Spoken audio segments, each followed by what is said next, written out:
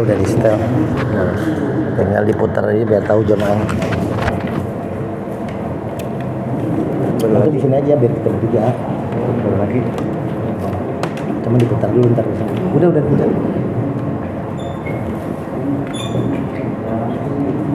Oh iya.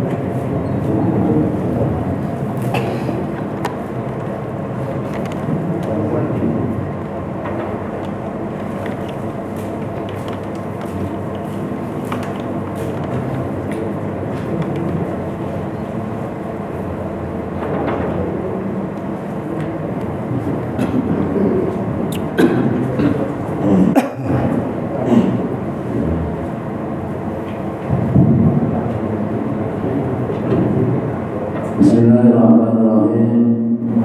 Assalamualaikum warahmatullahi wabarakatuh. Alhamdulillahi rabbil alamin. Wa bihi nasta'inu ala umuri dunya waddin. Wassalatu wassalamu ala asrafil anbiya'i wal mursalin Sayyidina Muhammadin khatamin nabiyyin wa ala alihi wa sahbihi ajma'in, amma ba'du. Puja-puji syukur sama-sama kita panjatkan kehadirat Allah Subhanahu wa taala yang telah melimpahkan rahmat, nikmat serta taufik dan hidayahnya kepada kita semua.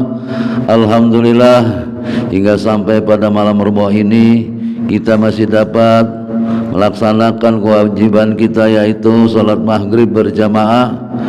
Dan juga pada malam Rabu ini jatuh pengajian di Masjid Hidayah yang insya Allah sudah dihadiri oleh guru kita, yaitu Bapak Ustadz Ade Permana SPDI, dan insya Allah akan disampaikan kelanjutan daripada pengajian kita yang lalu, yaitu mengenai masih di dalam hal kesabaran.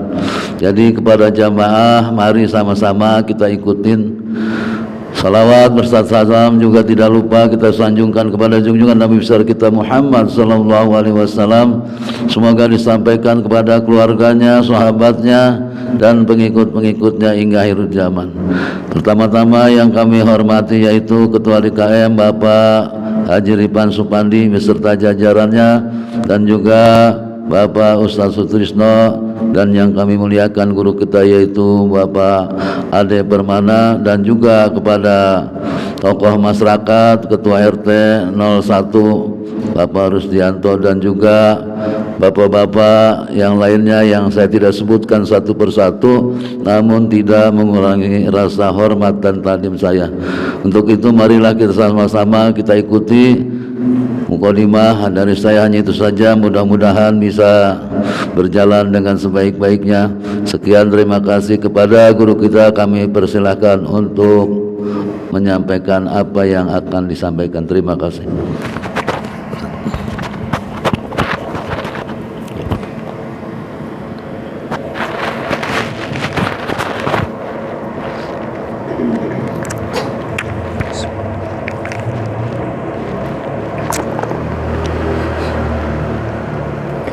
Bismillahirrahmanirrahim. Assalamualaikum warahmatullahi wabarakatuh.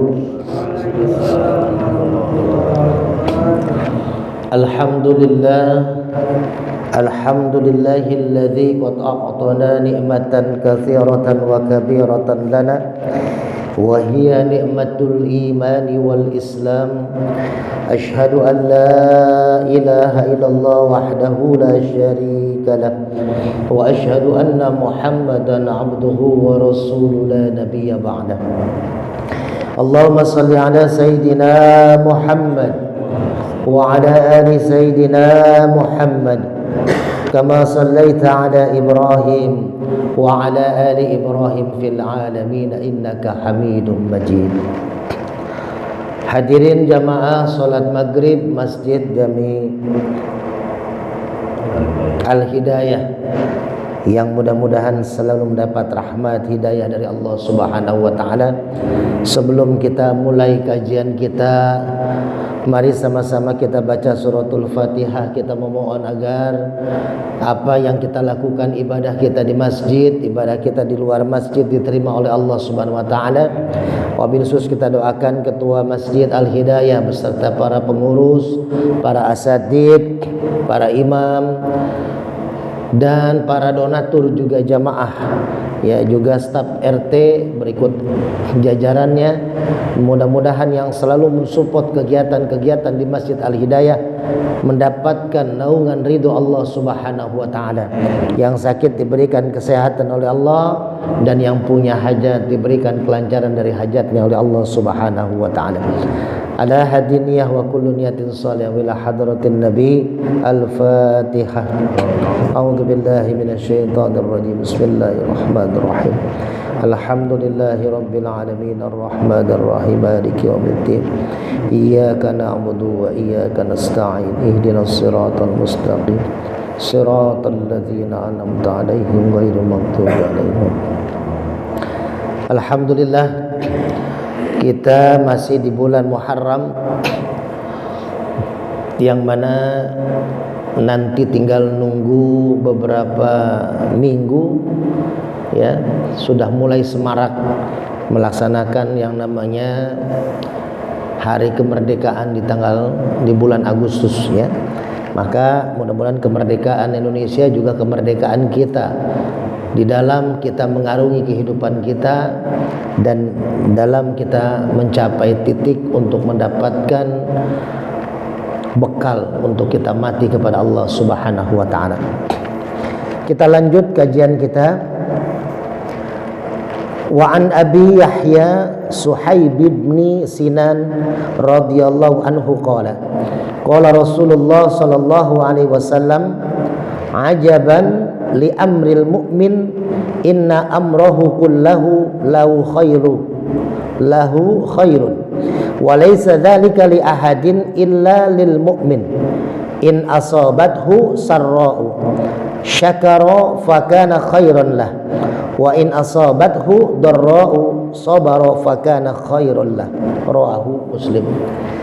Dari Abu Yahya Syuaib ibnu Sinan radhiyallahu anhu, dia berkata, Rasulullah sallallahu alaihi wasallam bersabda, sungguh mengherankan perkara orang mukmin itu, sesungguhnya seluruh perkaranya adalah baik baginya. Seluruh perkaranya adalah baik baginya. Dan hal itu tidak dimiliki oleh siapapun kecuali oleh orang mukmin. Jika dia diberi sesuatu yang menggembirakan, dia bersyukur, maka ia menjadi baik baginya.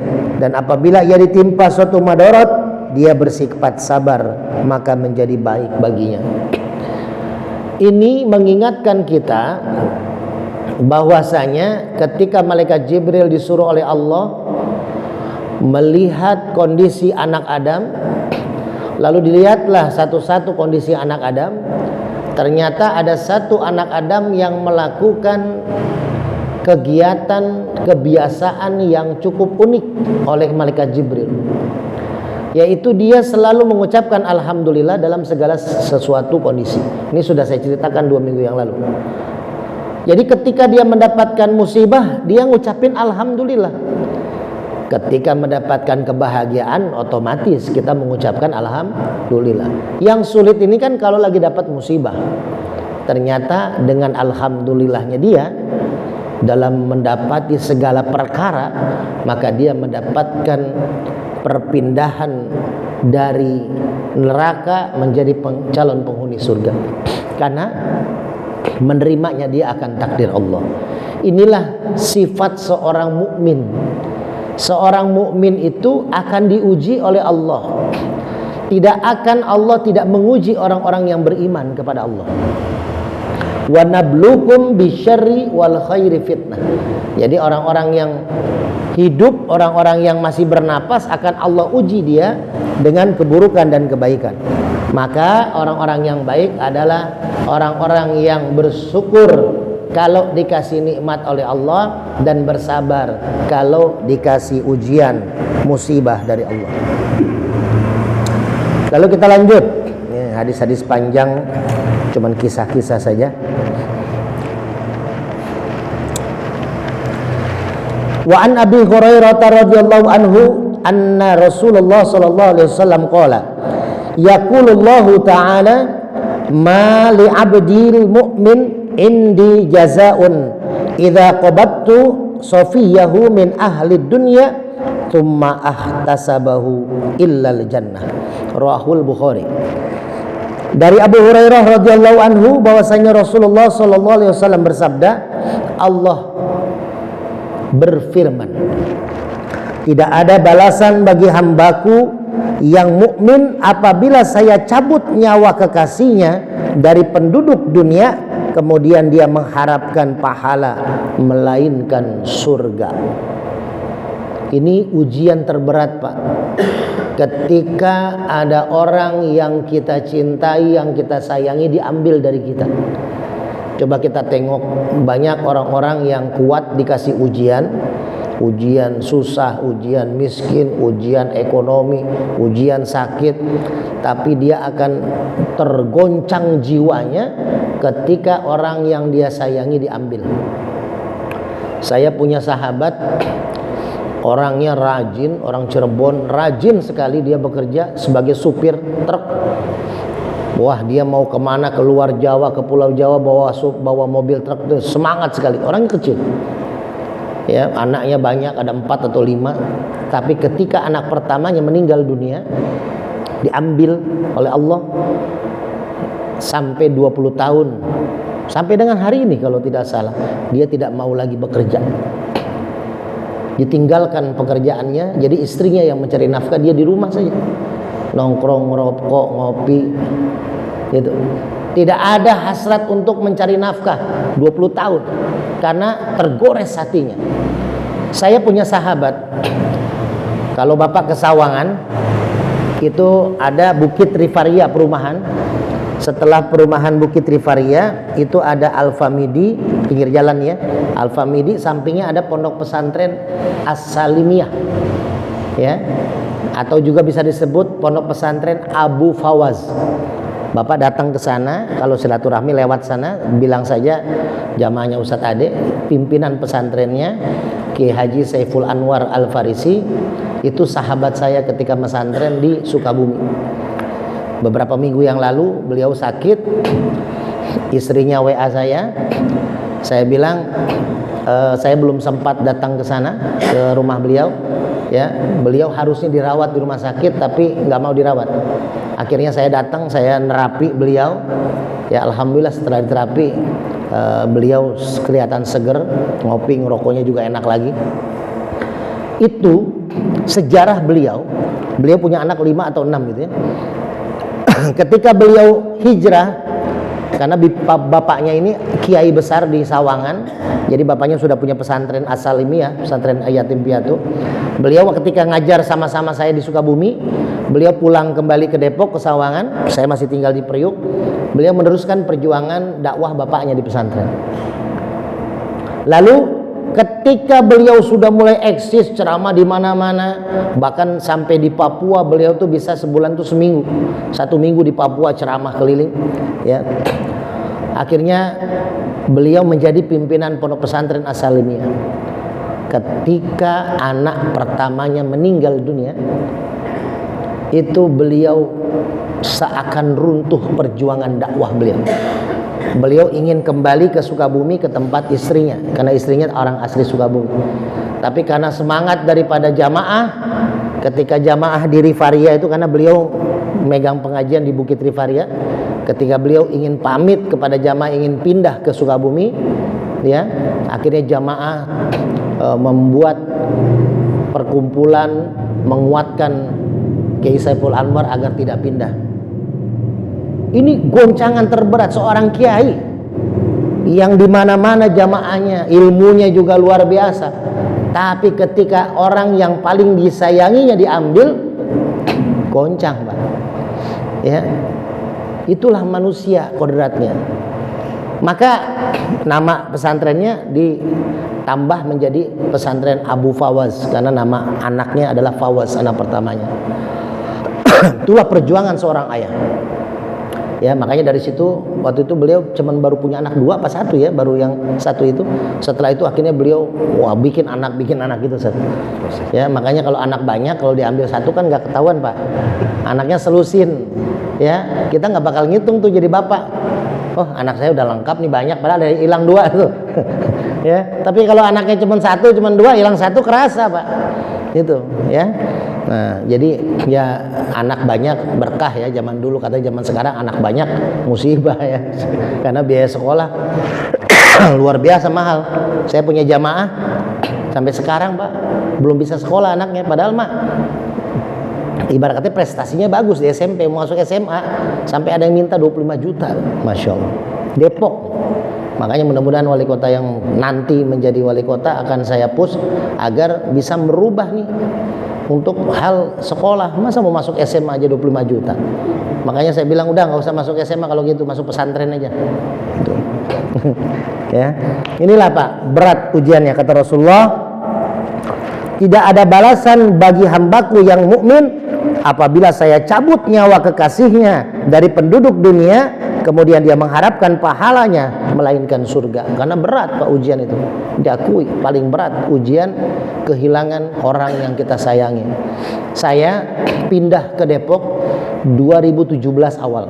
Sebenarnya udah pindah itu 2016 Desember. Ya, tapi baru bawa barang sedikit. Jadi mulai menetap 2017 Januari.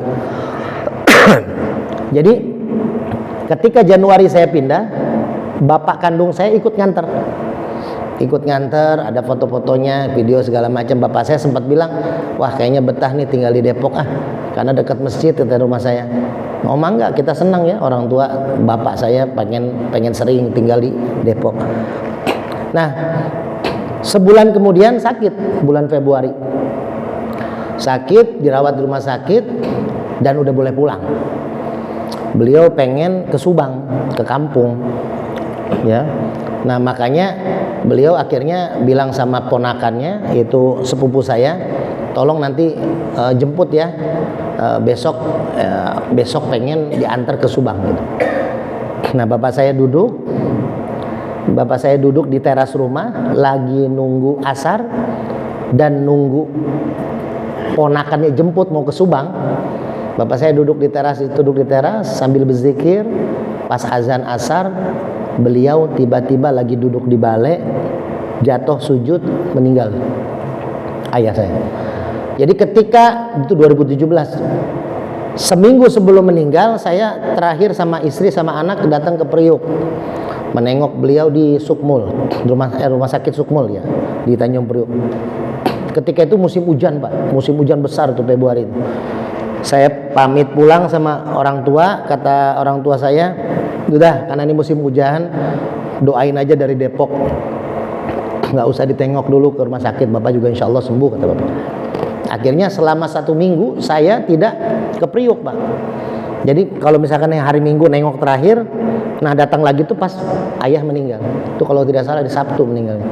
Jadi Sabtu saya pulang dari Priuk, hujan-hujanan, berempat saat itu masih 3 anak, berlima, anak saya masih 3.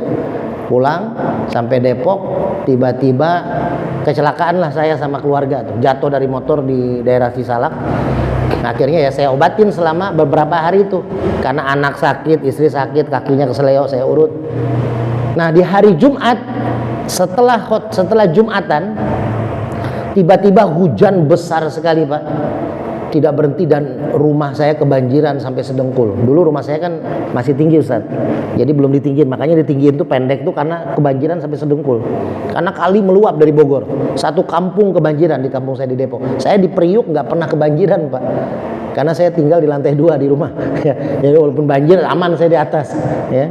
Tapi di Depok baru sebulan saya udah banjir sampai berapa kali. Nah banjir parah itu di saat hari Jumat itu.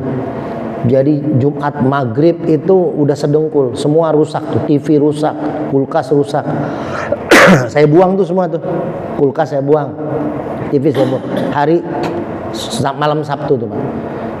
Malam Jumatnya saya masih SMS-an sama bapak saya, karena bapak saya nggak ngerti WA, masih pakai HP SMS aja. Bapak saya SMS, beliau nanya nama nama ayahnya Nabi Yusuf siapa? Padahal bapak saya ini orang yang sangat paham agama. Bahkan kakek saya ini ulama besar di Banten. Jadi bapak saya ini bertanya, mengingatkan sebelum malam Jumat tuh. Jadi nama bapaknya Nabi Yusuf itu siapa? Intinya mengingatkan saya bahwasanya saya ketika Nabi Yusuf itu dizolimi oleh kakak-kakaknya, masuk ke dalam sumur. Tapi ketika Nabi Yusuf menjadi pemimpin, Nabi Yusuf bisa membantu kakak-kakaknya dan adiknya ketika ekonominya sulit gitu. Jadi saya disuruh merangkul keluarga lah sama orang tua ketika bapak saya nggak ada gitu. Jadi malam Sabtu itu banjir besar, akhirnya surutnya itu sekitar jam 2 jam 3 pagi. Jam 2 jam 3 pagi sampai subuh saya nggak tidur, Pak. Pagi-pagi ya saya masih ngebersihin rumah yang kebanjiran sampai duhur. Nah, duhur itu saya baru mulai mau terpejam, tiba-tiba dapat telepon pas mau asar itu, ya pas asar lah, azan asar itu, bahwasanya disuruh berangkat ke Priuk. Saya ke Priuk, tapi saya nggak dikasih tahu meninggal. Pas di tol ada WA masuk ke saya dari seorang guru di Priuk mengucapkan bela sungkawa bahwasanya ayah saya meninggal. Jadi saya dapat kabar dari orang lain gitu. Itu ujian terbesar, Pak. Orang tua bapak saya yang paling saya sayangi, karena bapak saya dengan ibu saya kan sudah pisah waktu saya umur 3,5 tahun. Jadi saya ikut sama bapak, semua anak-anaknya ikut sama bapak. Nah, ibu saya di Purwakarta.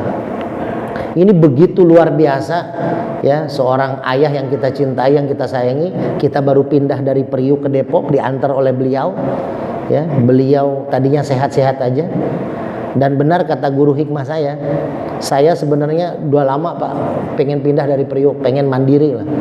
Tapi orang tua saya tidak mengizinkan bapak saya. Dan kata guru hikmah saya, jangan keluar dari Priuk. Ketika saya keluar dari Priuk, maka akan ada yang hilang di Priuk. Itu kata guru hikmah tahun 2000. Maka saya diizinkan oleh orang tua pindah itu di tahun 2017. Baru diizinkan. Dan ternyata ya itu 1 bulan setelah itu nggak nyampe lah, sekitar 40 harian memang itu meninggal. Itulah begitu berat Pak, sampai kita bawa ke Subang. Bener, akhirnya orang tua saya pengen dibawa ke Subang, bener-bener ke Subang. Jadi ponakannya yang datang itu mau ngejemput bapak saya ke Subang, karena kan bilang nanti sore jemput ya Mamang ke Subang.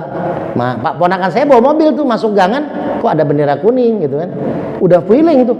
Pas sampai rumah ternyata mamangnya dia yang minta dijemput diantar ke Subang, bener-bener dibawa ke Subang malam harinya, tapi untuk dimakamkan. Tuh.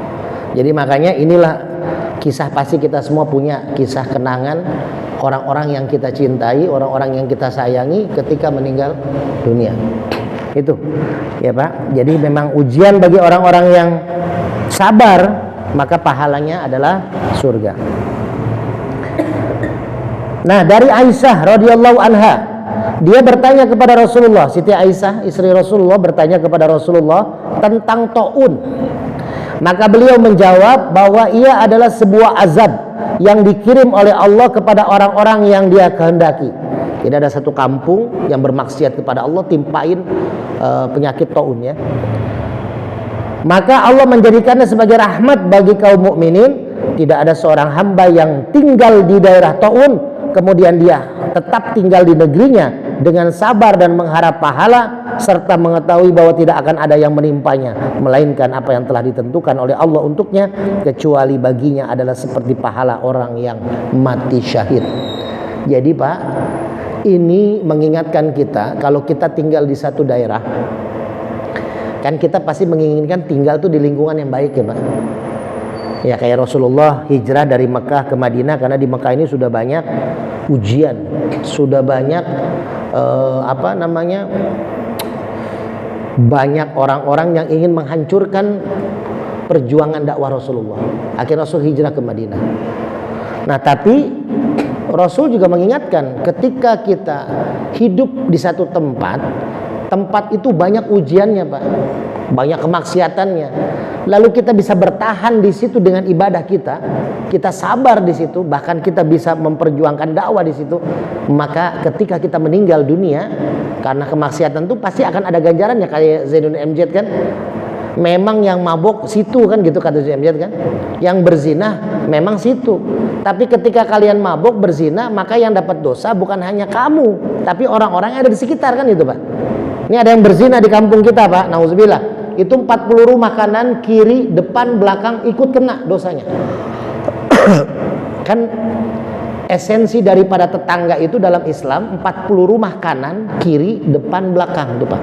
Ya kalau ada Pak RT harus tahu bahwasanya warganya Pak RT ya, itu kanan, kiri, depan, belakang tuh. Kalau Pak RT-nya jadi RT di apartemen repot tuh.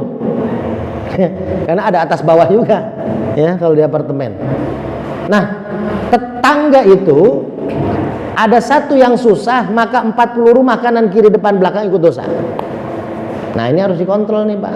Makanya Pak RT ya dengan Ustadz Sutrisno, dengan para ustadz itu bikin kas RW, kas RT. Untuk apa? Ya untuk orang-orang yang kan biasanya kalau ada kas kematian ya, jangan hanya kematian Pak, tapi bikin kas untuk kehidupan. Ya jangan apa-apa kematian, rumah sakit, rumah sehat bikin ya. Kenapa? Karena kalau ada kas kehidupan, ada orang yang sakit, ya kita berusaha kasih bantuan biar sehat. Jangan udah biarin aja, nanti kalau dia mati kan ada kas kematian. Nah jangan ya, kita bantu dulu tuh. Mungkin dia sakitnya mau berobat tapi nggak ada duit kan gitu, BPJS-nya mati kan gitu, bisa bantu ya. Kalau Pak RT susah ya nembusin ke rumah sakit, tinggal bilang aja sama saya, bilang aja ya, cuman bilang ya nanti kita akan bantulah untuk proses ke ya. Sebenarnya kalau RT RW dekat sama anggota dewan, inilah anggota dewan di satu wilayah, inilah yang harusnya menjadi kaki tangannya kita untuk bantuan-bantuan rakyat itu ya.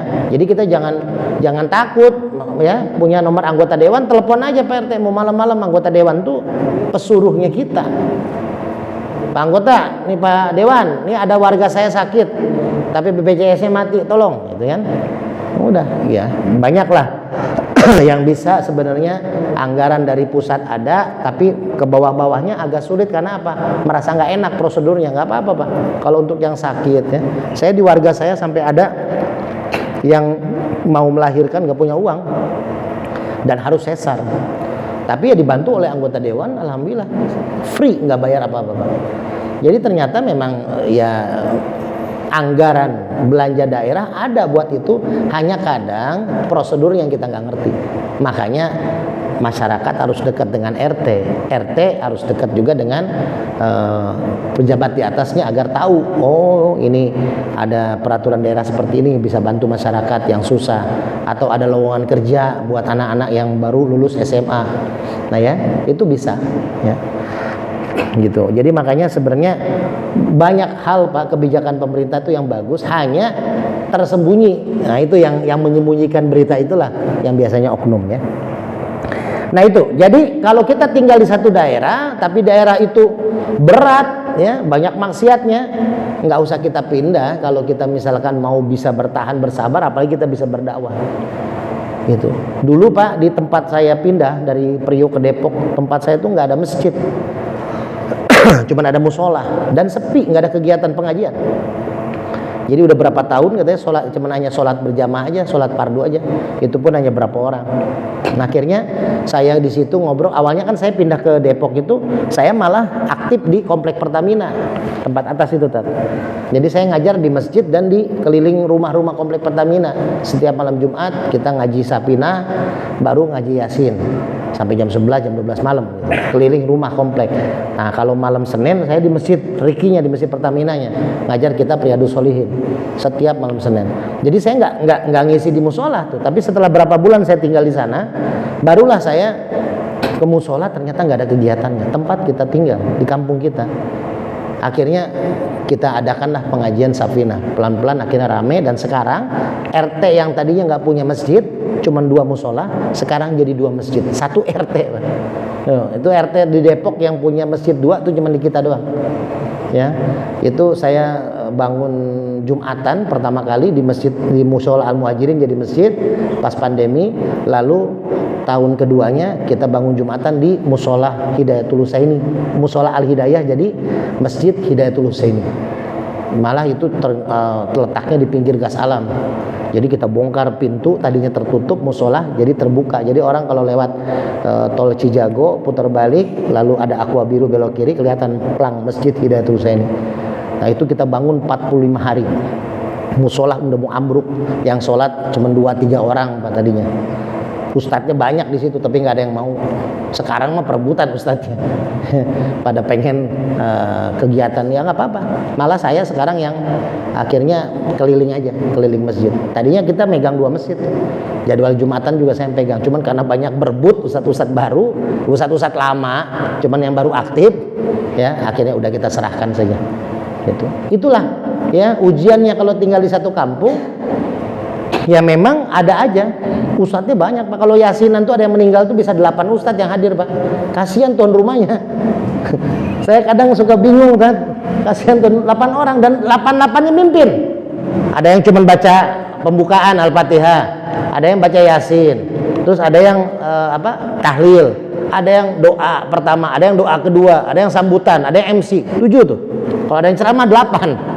Coba kali amplop 50.000, 400.000. Gope setahun tadi. Itu luar biasa ya. Nah tapi apa yang namanya ada tradisi begitu Pak.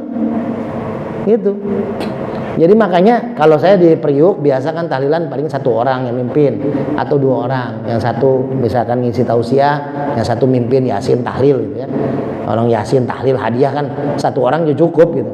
Ini mah masing-masing, ada yang baca yasin aja ustadznya. Tapi dapat amplop. Jadi makanya warga Depok mah warga yang banyak bersedekah ya. Bersedekah. Cuman tadinya satu ustadz harusnya gope, jadi dibagi 10 gitu ya. Jadi itu Pak ya. Makanya jangan pernah, waduh saya rumahnya jauh dari masjid, nggak usah khawatir. Kalau kita jauh dari masjid Pak, kita jalan mau Jumatan nih, jauh perjalanan, itu setiap langkah kita menggugurkan dosa. Setiap langkah kita mendapatkan rahmat dari malaikat. Ya, jadi jangan itu, karena ada orang yang mengadu kepada Rasulullah, ya Rasul, saya pengen pindah, pengen hijrah. Hijrah kemana? Saya pengen pindah ke rumah yang dekat masjid, karena rumah saya jauh dari masjid. Sama Rasul dilarang. Ngapain kamu pindah? Bagus kamu tinggal jauh dari masjid, biar apa? Pahala kamu lebih banyak untuk ke masjid. Itu. Ya, tapi yang sudah dekat dari masjid ya nggak usah pindah juga. Saya pindah aja lah yang jauh dari masjid lah, gitu ya. Kecuali kalau dapat gusuran nggak apa-apa, karena gede itu kan. Itu. Jadi makanya Pak, bersyukurlah. Kita dekat masjid, bersyukur. Berarti kita dengar azan lebih kencang daripada alarm handphone kan gitu. Kalau jauh dari masjid juga bersyukur, karena langkah kita dapat pahalanya lebih banyak. Jadi selalu bersyukurlah. Nah itu ya Pak. Sampai orang-orang yang tinggal di kota Taun itu yang dapat azab dari Allah, mereka yang sabar, yang terus melakukan kebaikan, insya Allah Allah akan lihat Pak. Jadi walaupun kita di lingkungan orang-orang yang bermaksiat, ya kan, nanti Allah, malaikat Jibril melihat, oh ini lingkungan masyarakat ada 100 orang, yang 89 nih orang-orang bermaksiat, hanya 11 orang yang malamnya sholat tahajud. Itu kan luar biasa Pak. Yang 11 orang itu akan mendapatkan keutamaan yang lebih besar. Kenapa? Karena semakin banyak orang yang lupa, yang sedikit akan teringat. Dari Anas radhiyallahu anhu dia berkata, saya mendengar Rasulullah SAW bersabda, sesungguhnya Allah Subhanahu wa Ta'ala berfirman, jika saya menguji hambaku dengan butanya, kedua matanya buta, maka kemudian dia sabar, maka saya mengganti untuknya kedua mata di surga. Tuh Pak, kalau di bumi, di dunia kita nggak punya mata, nggak bisa ngelihat, diganti sama Allah mata di akhirat, di surga. Kalau kita di dunia nggak punya rumah, ngontrak terus sampai meninggal, Allah kasih rumah di surga Pak. Kalau kita di dunia istrinya cuma atuh mulu, nggak nambah-nambah. Ya. Nah, nanti di surga kan banyak tuh. Malah kata kiai ya waktu pesantren tuh, kalau kita masuk surga kita akan dapat 40 akan dapat satu istana. Satu istana itu ada 40 kamar. Nih bayangin nih, kalau pengen tahu matematikanya bilang ke Ustaz Sutrisno ya, karena beliau biasa ngitung-ngitung gambar rumah kan. Nah, ada satu istana ada 40 kamar. Satu kamar ada 40 kasur. Satu kasur ada 40 bed cover, selimut. Satu selimut ada 40 bidadari. Coba hitung Pak. Berarti satu orang dapat berapa bidadari?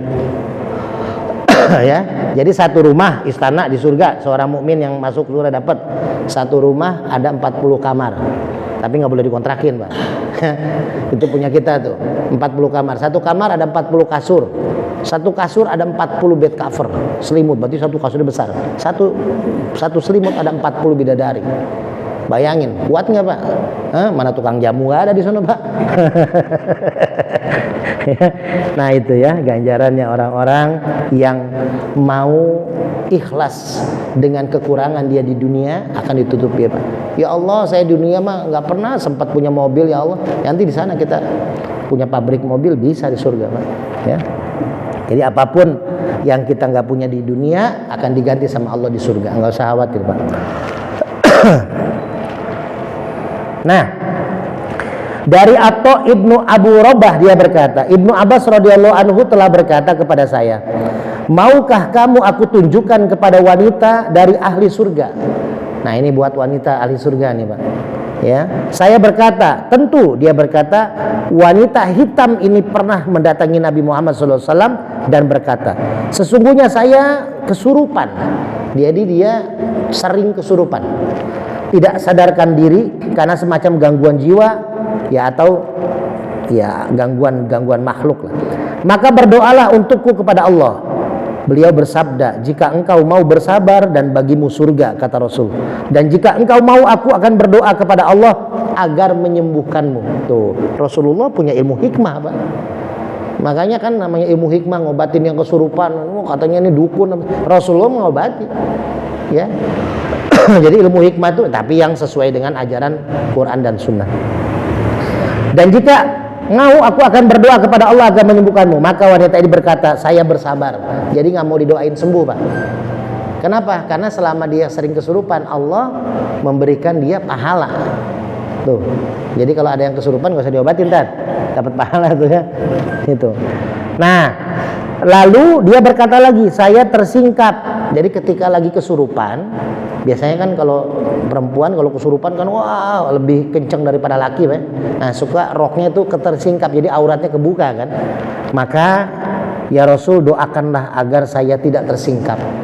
Jadi biarinlah saya sering kesurupan, nggak apa-apa ya Rasul. Tapi doakan saya kalau lagi kesurupan biar aurat saya tetap terjaga, nggak terbuka. Coba, Pak. Pertama, Rasul mengajarkan di sini bahwasanya penyakit yang diberikan oleh Allah itu adalah ujian. Ada orang yang punya penyakit, mohon maaf ya, penyakit epilepsi itu apa ya? Ayan, kalau bilang.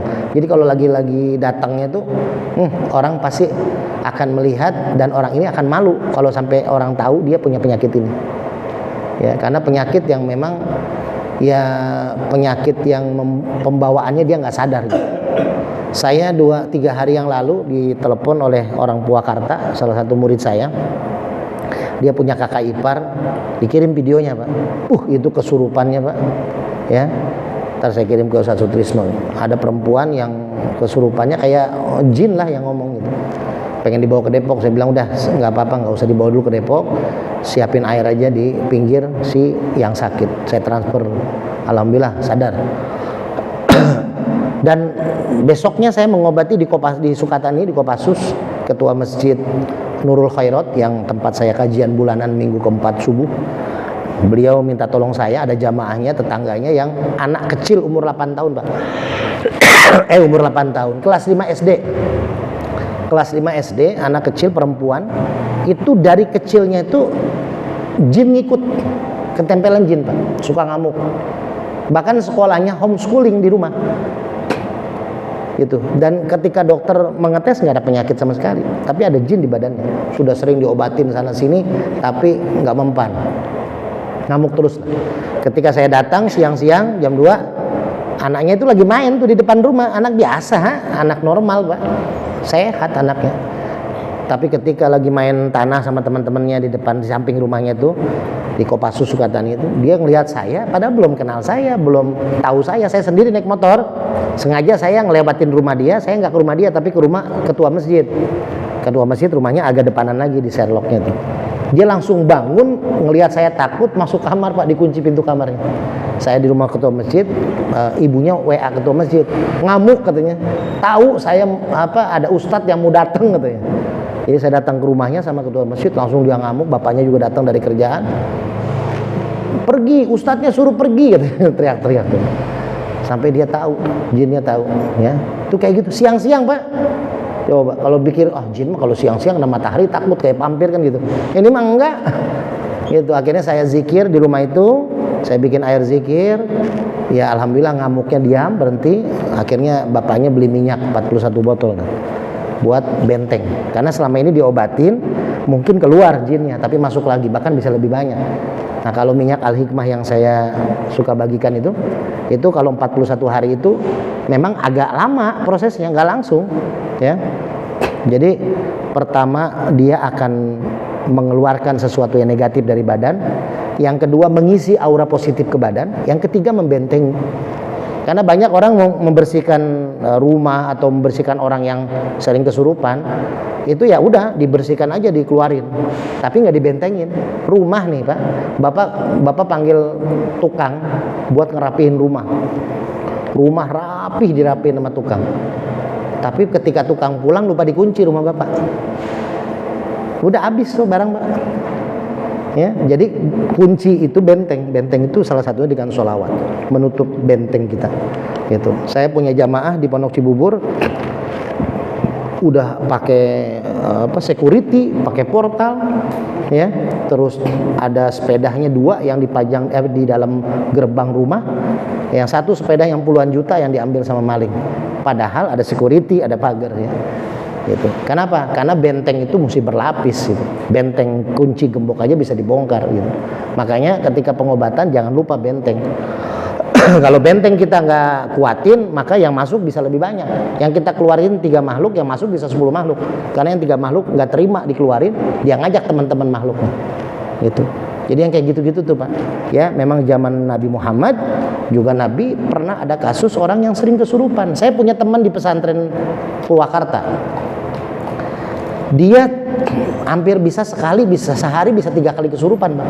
Pokoknya kalau ngelamun dikit kesurupan, ngelamun dikit perempuan kesurupan. Gampang banget kesurupan. Ya udah, ya dengan cara apa? Kasih zikir aja. Bisa jadi ketika dia kesurupan itu dia menggugurkan dosa-dosa dia. Ya, di sini kata Rasul, bersabar, ketika bersabar Allah akan memberikan pahala surga buat orang-orang yang punya penyakit-penyakit seperti ini. Tapi minta kepada Allah agar ketika kita lagi mendapati orang-orang yang kesurupan, auratnya tertutup, terjaga. Banyak Pak, saya ngobatin ada perempuan, ibu-ibu yang kesurupan sampai dia buka-buka bajunya di depan orang banyak. Lagi kesurupan tuh Pak. Ya, nah itu yang kita harus hindari, minta doa sama Allah walaupun lagi kayak gitu. Makanya zikir Pak. Dan nggak bisa juga kita berkata, wah orang itu sering ngelamun tuh orang. Enggak, itu memang penyakit, gampang banget nempel. Ya, itu tadi. Makanya mudah-mudahan sampai sini dulu. Ya, intinya adalah pertama Pak dari kajian malam ini. Orang yang bersabar ketika orang yang dicintainya diambil oleh Allah, maka Allah akan berikan jaminan surga kepada orang itu. Orang yang bersabar ketika dia tinggal di satu kampung dan kampung itu banyak kemaksiatan di dalamnya, dan dia tetap berdakwah dengan membentengi keluarganya dan bahkan bisa memberikan dakwah kepada orang-orang sekitar, maka dia akan mendapatkan surga. Dan ketika ada orang-orang ya yang punya kelainan, yang punya penyakit, yang kira-kira penyakit itu membuat orang-orang mencibir dia, ya, maka dia bersabar, dia akan digantikan oleh Allah daripada yang dia alami di dunia dengan surganya Allah. Jadi kalau kita punya anak kekurangan, agak idiot, agak apa, itu Pak, akan Allah berikan keistimewaan. Ya, kita nggak tahu tuh banyak orang-orang, mohon maaf ya, ODGJ namanya, di pinggir jalan. Tapi dia makan apa aja dari sampah, tapi dia berikan sehat, nggak pakai baju, nggak apa kan, nggak masuk angin. Saya kemarin ngobatin ya, orang kaya, ya, itu sering masuk angin, padahal orang kaya, ya, padahal dia pakai bajunya juga lengkap. Nah orang-orang yang di pinggir jalan tuh nggak pakai baju, tidur di pinggir jalan, di jalanan, dia nggak bisa masuk angin. Makanya kita bersyukur kepada Allah, diberikan rezeki sama Allah. apapun keputusan Allah kita terima, Pak. Yang paling penting kita bersabar ketika diuji dan bersyukur ketika diberikan kenikmatan oleh Allah. Mudah-mudahan berkah buat kita semua, istiqomah, dan mudah-mudahan kalau bisa Maulid bikin acara di sini kita, ya, bikin acara PRT, mana PRT? Bikin acara dengan Pak Ketua Masjid gitu. Kita bikin gebiar Maulid gitu kan. Gitu. Insyaallah kita bisa terus memakmurkan Masjid Al-Hidayah dan sehat semua para ustadznya, ketua DKM-nya, Pak RT-nya, dan seluruh jamaahnya. Assalamualaikum warahmatullahi wabarakatuh. Ya, apa yang telah disampaikan oleh guru kita mengenai daripada kita banyak bersyukur apabila diberi rezeki dan banyak sabar juga apabila dikasih musibah. Mudah-mudahan dengan itu tadi kita bisa mendapat balasan surga dari Allah Subhanahu wa taala, dan mudah-mudahan apa yang telah disampaikan menambah pengetahuan atau wawasan untuk kita semua bermanfaat. Saya rasa terima kasih karena waktu sudah masuk Isya. Wassalamualaikum warahmatullahi wabarakatuh.